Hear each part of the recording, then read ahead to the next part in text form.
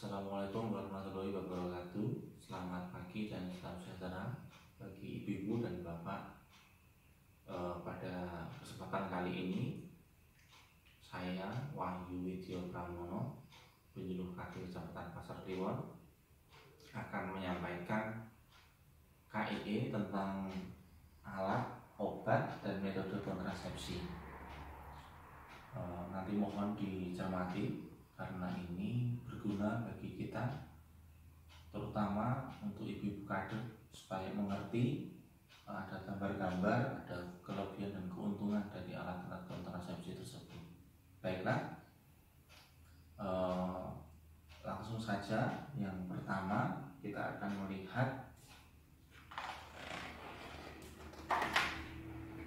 alat kontrasepsi kondom ini kondom. Kondom itu salah satu alat kontrasepsi yang terbuat dari karet tipis, fungsinya untuk mencegah cairan sperma dengan cara menampung cairan tersebut.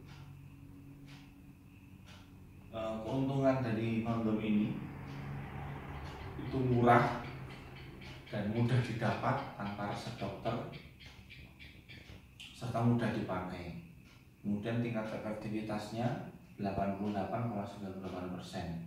Dan salah satu kelebihan dari kondom ini, dia bisa mencegah penyakit seksual menular. Kerugiannya ini harus selalu baru, jadi hanya sekali pakai. Kemudian juga harus selalu ada persediaannya. Dan untuk beberapa pasangan ini mengganggu ya di dalam kenyamanan bersenggama, dan tingkat kegagalannya cukup tinggi bila terlambat memakainya.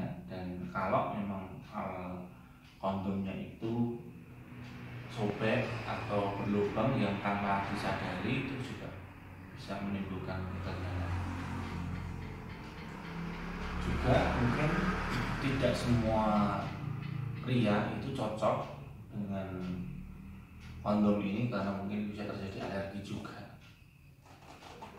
Tempat mendapatkannya mudah, bisa di rumah sakit, bisa di apotek, bisa di klinik. Terus hal yang perlu diingat bahwa kondom ini harus dipastikan kualitasnya dan kondisinya tidak robek, tidak bolong, tidak berlubang. Dan untuk menyimpannya juga perlu disimpan di tempat yang kering. Dan yang terakhir, kalau misalkan ini sudah dipakai, harus dibuang di tempat yang aman.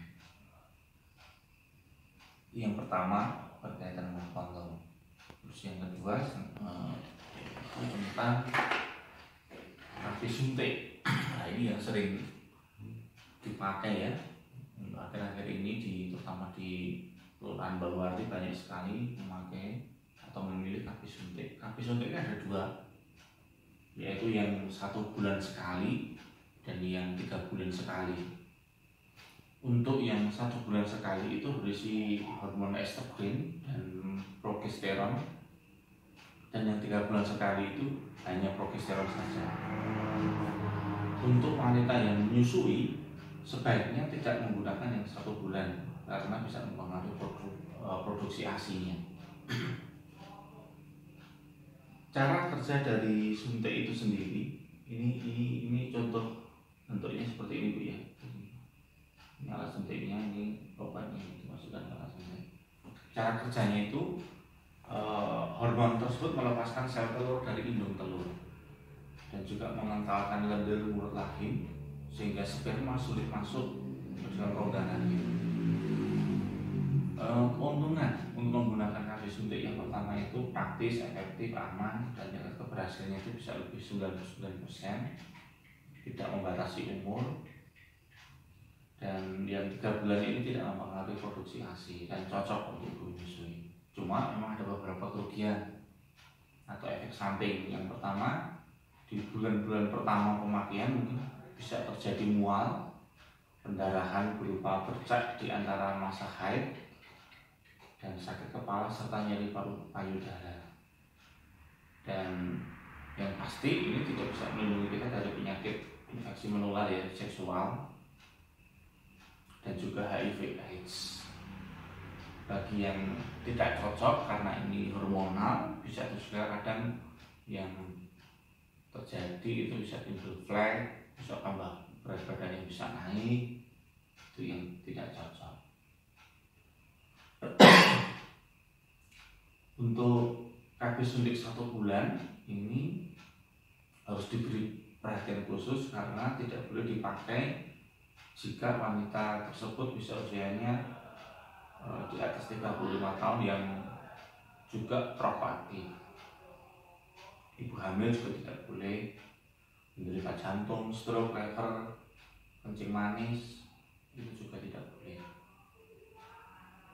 Untuk pemakaian sendiri dari KB suntik ini bisa dilakukan di rumah sakit, klinik KB, dan puskesmas, dokter. Dan yang harus diingat bahwa untuk suntikan pertama itu hari 1 sampai hari pertama sampai hari kelima dari permulaan masa haid. Setelah disuntik itu tidak boleh ditekan atau digosok ya bagian tubuh yang disuntik itu, karena obat tidak akan bekerja. Dan suntikan selanjutnya atau jadwal ulangnya itu harus sesuai dengan jadwal yang ditetapkan, tidak lebih dan kurang. Itu yang KB suntik. Selanjutnya yang ketiga yaitu pil. Ini juga banyak yang menjadi pilihan pil KB ini. Apa pil itu? Pil KB itu itu obat kontrasepsi yang diminum setiap hari selama 21 atau 28 hari.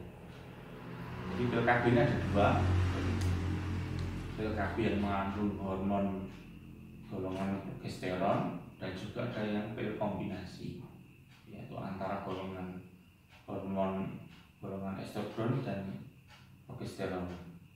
Sama mirip dengan yang suntik tadi. Jadi cara kerjanya juga hampir sama, yaitu melepaskan sel telur dari induk telur, mengentalkan lendir mulut rahim. Keuntungannya mudah, murah, mengurangi rasa sakit ketika haid, dapat mencegah kelahiran di luar rahim, juga kelahiran kanker payudara. Subbulan pun juga bisa segera didapatkan kembali ketika pil ini tidak diminum. Efektivitasnya 98% sampai 99%, dan tidak mempengaruhi ASI bagi yang menggunakan pil KB tunggal. Cuma memang ada beberapa kerugiannya. Yang pertama, makanya itu harus disiplin setiap hari. Makanya ada tidak boleh terlambat, dan juga bisa meningkatkan infeksi jamur di bagian sekitar kemaluan, dan juga bisa menimbulkan pendarahan atau spotting antara masa haid, terutama pada penggunaan pil yang hanya mengandung progesteron. Nah, yang perlu diwaspadai Bapak Ibu, jangan menggunakan pil kombinasi jika wanita usia 35 tahun yang merokok aktif, sama seperti tadi yang disuntik tadi, ibu hamil atau diduga hamil, pendarahan vagina tanpa sebab, dan penderita jantung, stroke, darah tinggi. Tempat mendapatkannya sama, yaitu di rumah sakit, di klinik KB, puskesmas.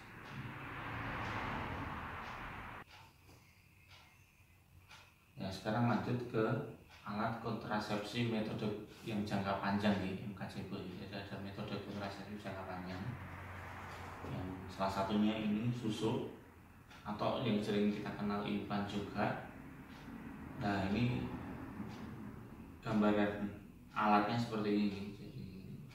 Jadi susu itu ada yang 1 batang, ada yang 2 batang. Ini alat untuk memasangnya. Ini dipasangkan nanti di lengan. Jadi ini gambar dokter, perawat atau bidan yang